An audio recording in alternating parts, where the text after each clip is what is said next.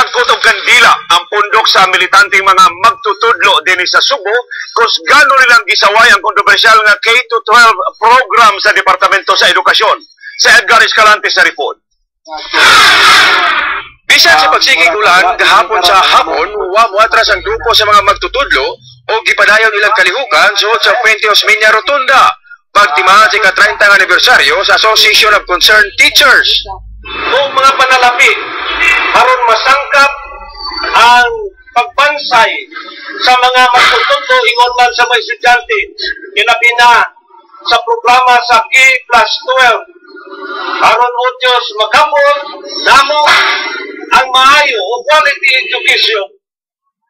Ilang mga demanda sa gobyerno ipasar ang House Bill number 2142 ni Act Party List Representative Antonio Tinio pag-upgrade sa suhulan sa mga magtutudlo. Usbawan ang budget sa edukasyon aron kapuna ng mga magtutudlo, dugang classrooms, mga libro, guban pa. Kaya hangtod karon wala pa man gyud ni siya mapil sa agenda niya. Kung mapil na lang ni siya, may buruhan gyud nga may mo na ni siyang balaod. Kay kun di gyud ni siya ma-apil sa agenda ug dili ni siya maaprubahan karong tuiga, among gi-expect nga mga 6 years na lang nasad. 6 years nasad ang among sweldo dunay increase. Gisaway sab sa act ang pagpatuman sa K-12 program sa Department of Education. So gumikan kay wa man ni ma-approve sa balaod pa, wa pa man gyud ni siya mahimong balaod, wala gyud ni siya budget.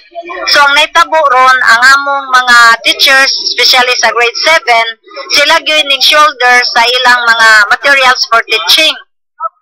Hangyo sa grupo sa mga niakusar nilang walhon nga undangon na ilang pamasangil.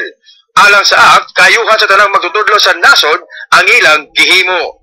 Edgar Escalante, ABS-CBN News.